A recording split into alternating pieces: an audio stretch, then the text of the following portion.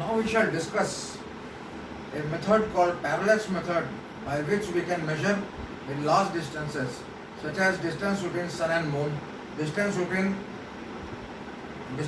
earth and moon, distance between earth and sun, and so on. Now let us see what exactly is meant by parallax method. Parallax method.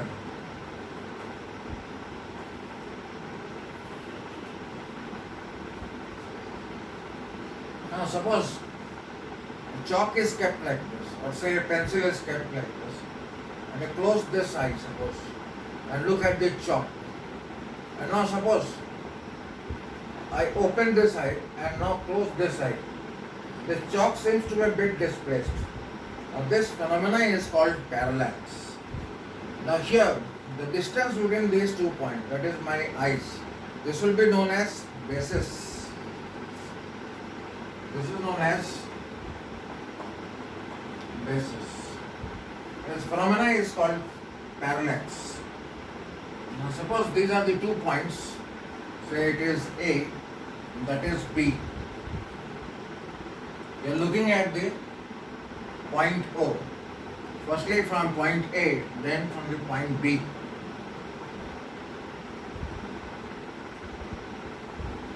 So this distance is capital D, and this distance is small d.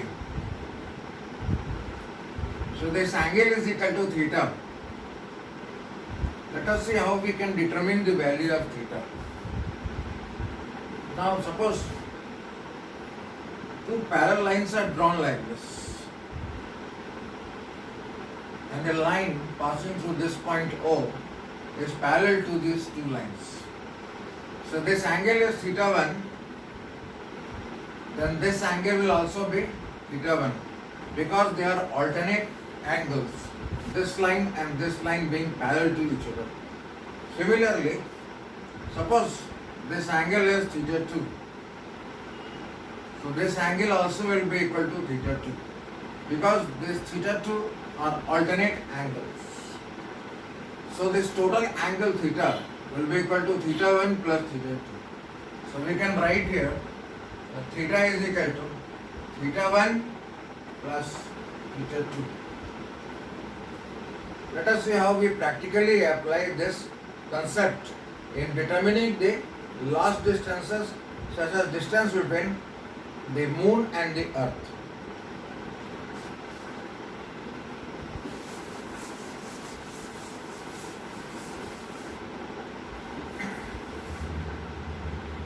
Suppose this is the earth,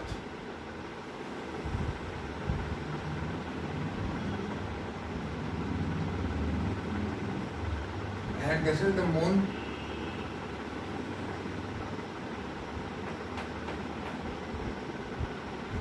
We want to determine the distance between sun and moon. Say the center of the moon and this is the center of the earth. We want to determine the distance between the 2. Now what we have to do is, we will take diametrically opposite points on the earth. So this is the diameter of the earth. This is the point A and this is the point B. Diametrically opposite to each other. Now we shall focus the astronomical telescope at this point of the moon. So this angle is equal to, or similarly, we will focus astronomical telescope from point B to this point on the moon. So this angle is equal to theta. We have to determine this angle theta. In order to do that, we have to focus the telescope at a very distant star. Light rays coming from a distant star will be parallel. Suppose light is coming from very far away.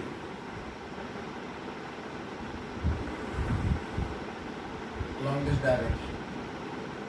So initially, the telescope is focused at the very distant star. and then it is focused on this point on the moon. So this is the point 2.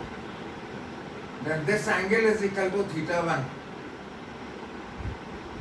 Similarly, the astronomical telescope is focused at the same star from this point B and again focused at the point O. The angle between two positions of the telescope is theta 2. So as I mentioned before, that if this angle is equal to theta 1, then this angle will also be equal to theta 1 because these two are alternate angles. Similarly, if this is theta 2, then this angle will also be theta 2. We can say that this theta is equal to theta 1 plus theta 2. So theta is equal to theta 1 plus theta 2. So that is how we determine the angle theta, and that has to be in radians.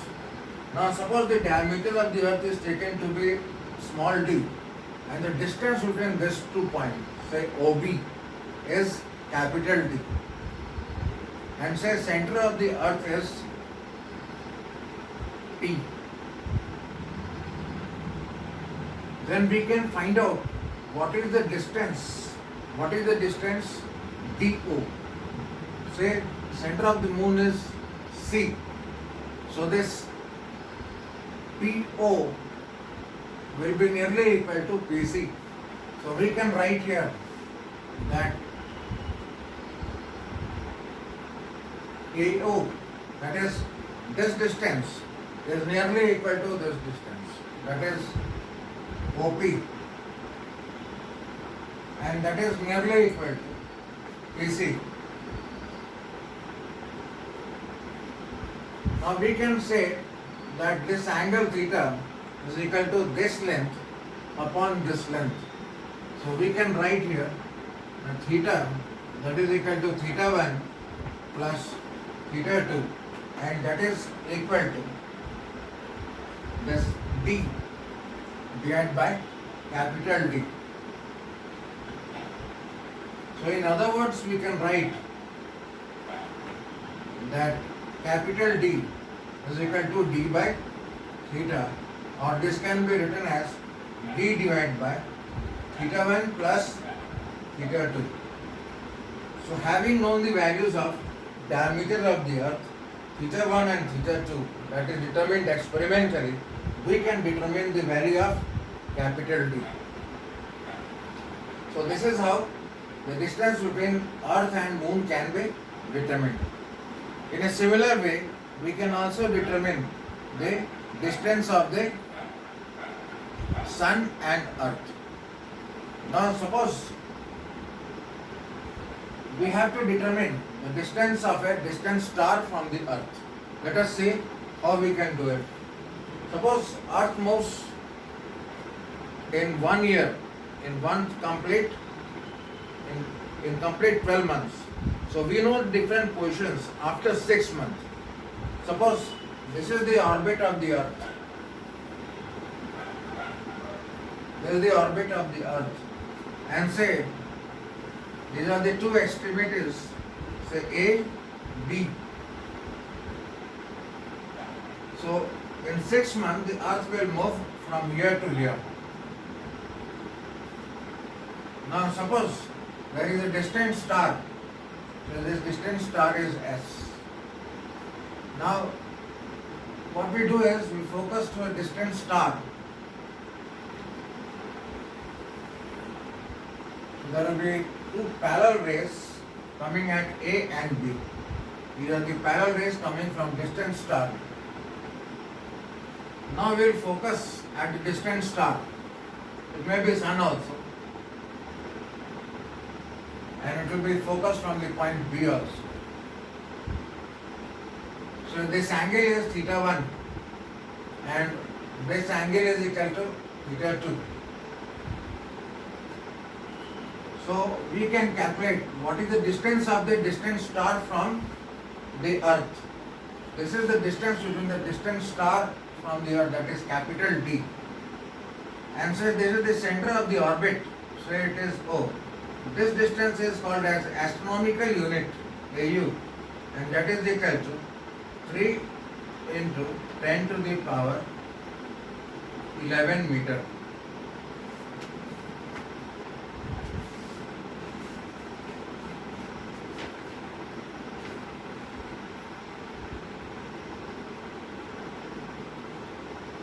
I'm sorry, this is 1.5 into 10 to the power 11 meter.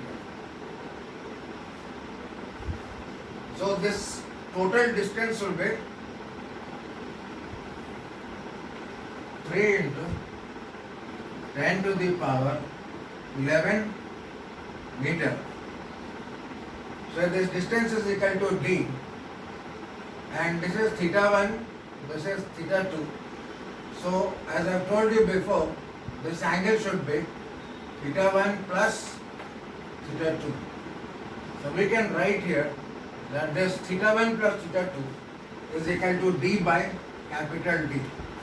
So we can write that d by capital D is equal to theta 1 plus theta 2.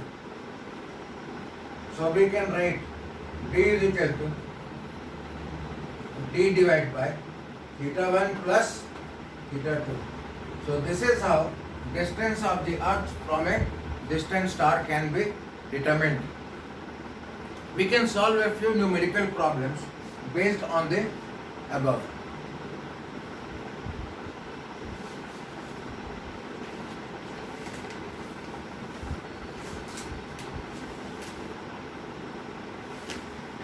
The first numerical is, when the observations are taken at an interval of 6 months, the angle of parallax for a star is 0.4 seconds.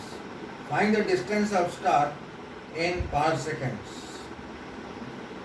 I will tell you what is a parsecond. 1 parsecond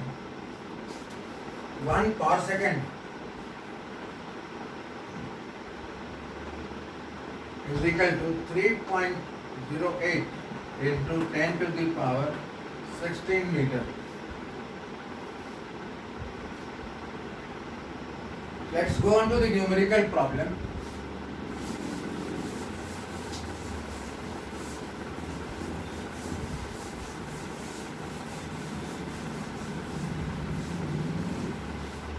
Now it is given that Earth moves for 6 months. That is, it will be on the extremities of its orbit.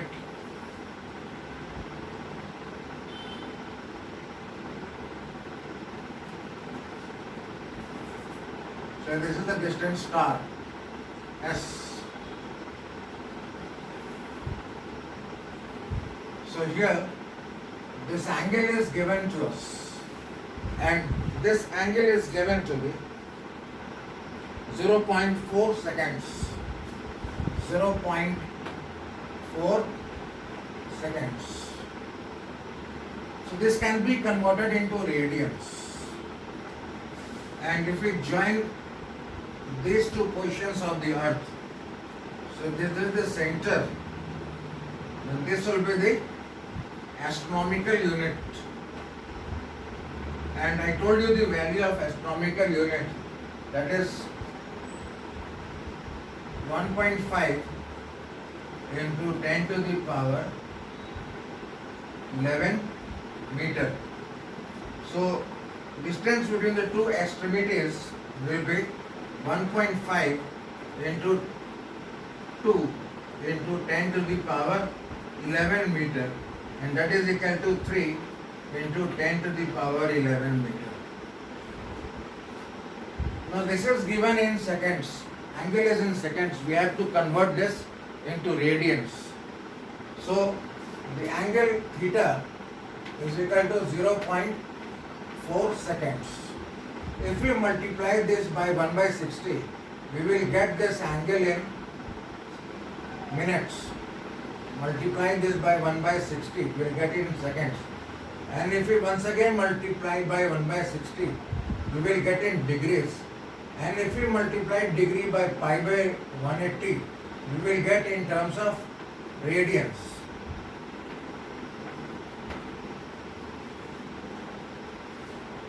Okay, so we have obtained theta. Now we know this value, that is small d. We have to determine this value capital D. So how do we do that? We know that capital D is equal to d by theta. Now if we substitute the values, we will get 3 into 10 to the power 11 divided by 0.4 into 1 by 60 multiplied by 1 by 60 into pi by 180 meters. So we can calculate the value of capital D. After calculations, you will get the value of capital D as 1.55 into 10 to the power 17 meters. We are required to find out the value of capital D in terms of power seconds. So, I have already told you what is 1 power second. That is 3.08 into 10 to the power 16 meter. So, if we divide this by 3.08 multiplied by 10 to the power 16. So, this will come out to be in power second. So, that is approximately 5 power seconds. Thank you.